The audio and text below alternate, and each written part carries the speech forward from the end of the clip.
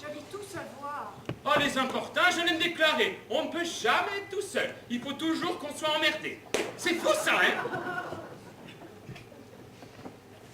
Que faites-vous ici, mon enfant? Ah, vous le voyez, ma mère, je m'y dis. Je le vois. Mais allez donc méditer plus loin. Le voisinage irrévérent me donne de réels sujets d'alarme.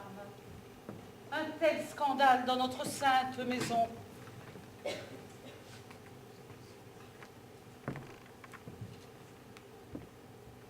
Monsieur Bridel, vous n'étiez pas auprès des révérends? Non, je laissais un peu, ils allaient mieux. Donc je vous ai quitté. Vraiment, ça ne m'étonne pas.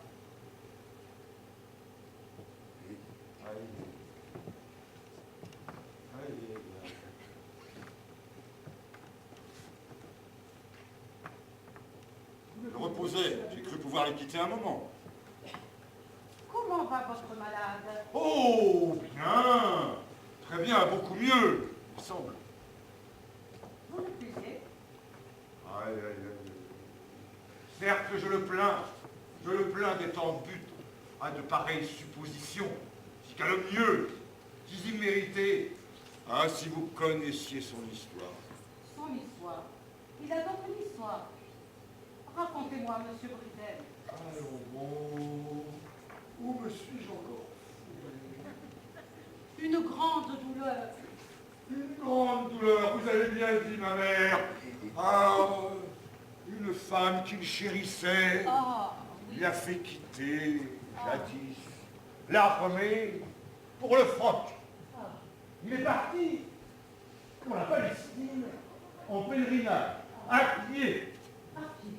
Et c'est en traversant le désert, par une chaleur que nous ne connaissons pas ici en Touraine, qu'un coup de soleil tropical, a ébranlé sa raison et déterminé les crises de folie avec intermittence et activité, pareilles à la crise que vous avez eue tout à l'heure. Un coup de soleil. Tropical, ma chère. Le pauvre homme.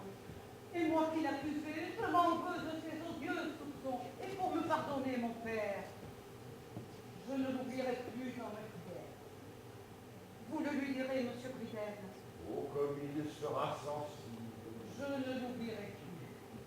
Le garçon.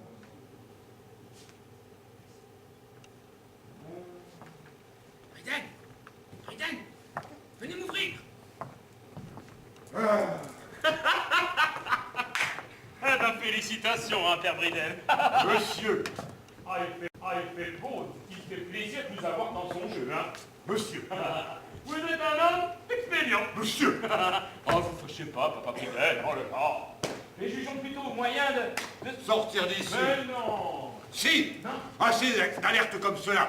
Je crains à chaque instant quelque nouvelle anicroche et je ne peux pas vivre dans ces transes continuelles. Mousquetaires qui ont leur consigne et les qui n'ont plus leur robe. La consigne des mousquetaires, les robes des révérends. Je ne comprends pas. Ah bah, c'est parce que vous ne savez pas. Porte tes révérends, car ton soldat monte la garde, et ne t'en passer ne retarde. Et ce sont des cris déchirants, avec un champignon. Les pères crient aux assassins, les pères crient aux assassins. J'avais déjà cru voir le diable dans la chambre des capucins. J'avais déjà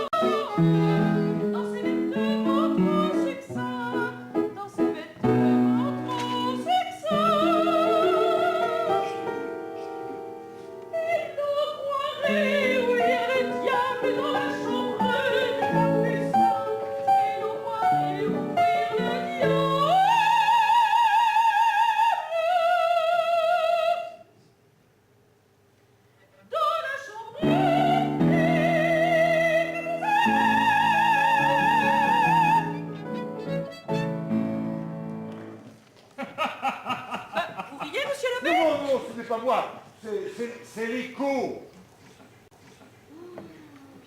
Au moins, si on avait eu M. de Brissac sous la main, on aurait pu lui demander de retirer la consigne des mousquetaires. Maintenant, je ne sais pas ce qu'on va faire.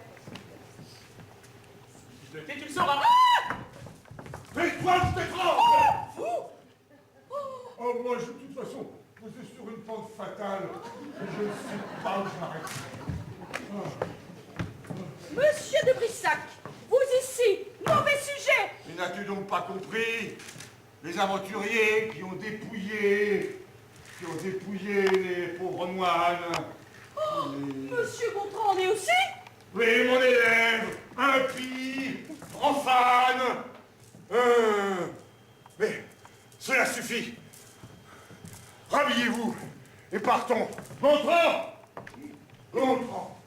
Où est-il? Pardon, Briden, j'écrivais. Ah, vous écriviez la levée de la consigne de nos pauvres moines, j'imagine. Oh non, pardonnez-moi, mais je n'y pensais guère à vos malheureux pèlerins.